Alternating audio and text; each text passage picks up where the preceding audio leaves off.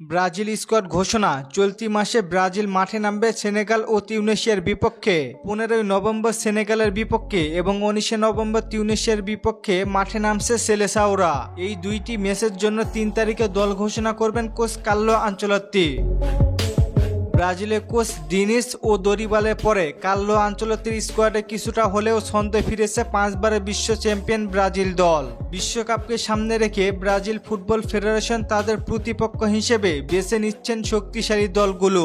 গত মাসে south Korea ও জাপানের বিপক্ষে মাঠে নেমেছিল ব্রাজিল। কোরিয়ার ম্যাচে ভালো পারফরমেন্স করলেও জাপানের বিপক্ষে এগিয়ে থাকলেও 3-2 গোলের ব্যবধানে হেরেছে ব্রাজিল। জাপানের বিপক্ষের ম্যাচে ভুলগুলো থেকে শিক্ষা নিয়ে আরও 2টি ম্যাচ খেলবে ব্রাজিল ফুটবল ফেডারেশন। এই ম্যাচগুলিতে দলের সঙ্গে যুক্ত হতে পারেন সবার পছন্দের তারকা অ্যান্থনি। আর নেইমার দলের হয়ে খেলতে পারবেন কিনা এখনো কোনো নিউজ প্রকাশিত হয়নি। ইনজুরির কারণে স্কোয়াড থেকে বাদ পড়েছেন রাফিনহা। যদিও কোনো কারণে নেইমার স্কোয়াডের সঙ্গে যুক্ত হতে পারতেন তাহলে হয়তো দলটি পরিপূর্ণ লাভ করত। সান্তোসের হয়ে অনুশীলনে ফিরেছেন নেইমার জুনিয়র। শোনা যাচ্ছে পুরোপুরি ফিট আছেন তিনি।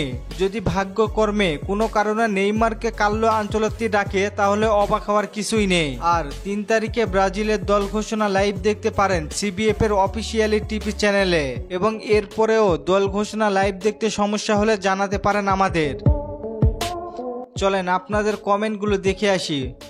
রাহুল ভাই প্রশ্ন করেছেন নভেম্বর মাসে স্কোয়াড ঘোষণা করবে 3 তারিখে, বাংলাদেশ সময় কয়টায়? ভাই এখনো সময়সূচি জানানো হয়নি, জানতে পারলে জানিয়ে দিব আপনাদের। ফয়সাল ভাই প্রশ্ন করেছেন গ্যাব্রিয়েল মার্টিনেলি কি ইনজুরিতে পড়েছেন?